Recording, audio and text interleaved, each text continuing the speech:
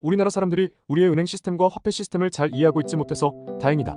만약 잘 이해했다면 내일 아침이 되기 전에 혁명이 일어날 테니까 헨리포드. 2024년 3월 13일 수요일 누워먹는 세계 경제 소식 7개 시작합니다. 미국 탐욕 공포 지수는 69로 상승하였습니다. 코인 탐욕 공포 지수는 81로 유지하였습니다. 미국 물가 0.1% 오르고 근원 물가 0.1% 하락. 전년 동월 대비 기준 미국 물가는 1월 3.1% 올랐고 이번 2월 발표치는 3.2%로 오르며 CPI는 0.1% 상승하였습니다. 다만 연준이 보는 중요 지표는 변동성이 심한 에너지와 식료품을 제외한 근원 물가인데 1월 3.9%에서 2월 3.8%로 0.1% 하락한 결과를 보여주었습니다. 예측 수치인 3.7%보다 높고 목표치인 2%까지 언제 빠지냐는 말도 많았지만 해당 내용을 살펴보면 후행에서 나타난다는 높은 주거비 문제 또한 점차 하락세를 보여주었고 일시적으로 높아졌던 휘발유 가격 또한 딱 그 정도만 반영돼 예상치 않으며 중고차, 의료비, 보험료, 항공료 등 뛰긴 했지만 전반적인 근원 물가가 잡혀가는 흐름을 보여주며 미국 증시 상승을 견인하였습니다. 현재 근원 물가에서 제일 고민거리인 것은 주거비 물가인데 이것을 뺀 것을 슈퍼 근원 물가라 칭하며 이 또한 전월 0.85% 오른 것에서 이번 0.47% 오른 걸로 상승률 정도가 하락 추세를 보여주며 미증시 상승에 힘을 보태주었습니다. 2. 중국 2위 부동산 개발사 완커 신용등급 강등. 무디스가 중국 국영 부동산 업체 차이나 완커의 신용등급을 정크 투자 부적격 등급으로 강등한 것으로 전해졌습니다. 중국 규제당국은 최근 금융기관들을 접촉해 완커에 대해 논의하고 대형은행에는 자금 지원을 강화해줄 것 등을 요청했다고 하는데 완커 자체에서도 채권자들에게 부채 만기 연장도 요청한 것으로 전해지고 있습니다. 무디스는 향후 12개월에서 18개월간 약화될 것이라는 전망이 반영된 것이라며 신용등급 추가 하향할 가능성도 있다고 언급하였는데 이번 양회에서도 시진핑이 버블이 낀 부동산은 잘라내야 한다며 강한 재무 건전화를 발표하였는데 한동안 중국 부동산 버블 침체기는 이어질 것으로 보입니다. 3. 정말 연령도 올리고 MZ 나누는 신연금 정책 시행?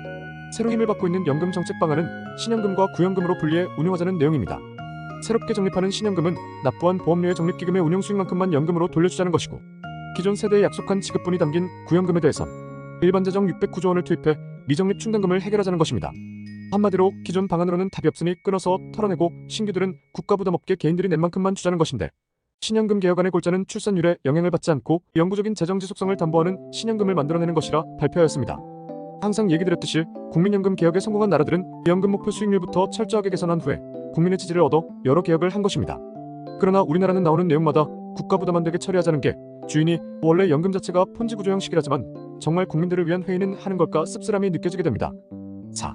공매도 토론회 금감원장 첫 담화 행사 진행 축하. 금감원이 공매도 관련 토론회를 여는 건 이번이 처음이며 개인 투자자들이 궁금했던 사건들도 언급이 될지 관심이 주목되고 있습니다. 우선 투자자들이 원하는 건 미국이나 일본도 다 하는 공매도 전산화를 왜 우리만 수기로 해서 불법이 일어날 수 있게 하느냐인데 금융당국은 완전 전산화를 위해서는 외국인과 기관이 보유한 대차 잔고를 미리 알아야 하는 것과 실시간으로 파악해야 하는데 쉽지 않다며 어렵다는 입장을 고수 중에 있습니다.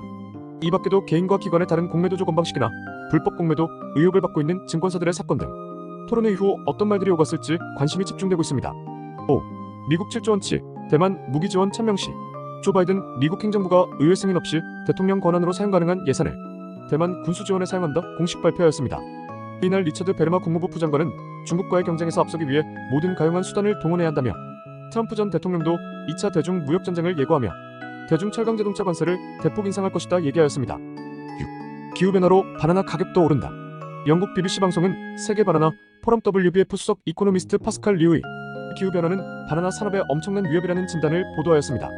기온이 오르면 바나나를 죽이는 곰팡이 푸사리움 밀트티아사가 확산하기 좋은 환경이 만들어지며 이미 호주와 아시아에서 아프리카, 남미로까지 옮겨가고 있고 홍수나 강풍도 매개로 할 정도로 저항력이 강하여 급속히 퍼지고 있다 발표한 것인데 연간 바나나 수입량이 50억 개에 이르는 영국에서는 이미 일부 상점에서 바나나 부족 사태가 빚어지기도 하며 리우는 공급이 크게 늘지 않으면 바나나 가격은 앞으로도 비교적 높은 수준을 유지할 것이라고 전망하였습니다.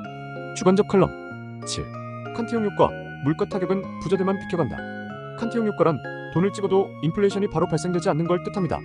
돈이 풀릴 때 먼저 받는 순이 있어서 일어나는 현상인데 돈은 받았지만 아직 풀리기 전인 은행은 먼저 싸게 자산들을 살 수 있고 그 다음 고액 대출자들도 덜 풀렸기에 싸게 자산을 살 수 있지만 일반인들은 모든 돈이 풀리고 인플레이션이 적용된 후에야 비싸진 자산을 마주할 수 있게 됩니다.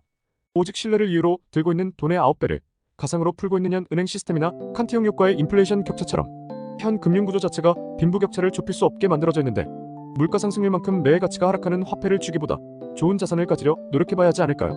점차 벌어지는 빈부격차 구조상 우리는 얼마나 더 노력해야 좁힐 수 있을지 씁쓸해지는 것 같습니다. 오늘의 한 줄. 우리나라 사람들이 우리의 은행 시스템과 화폐 시스템을 잘 이해하고 있지 못해서 다행이다.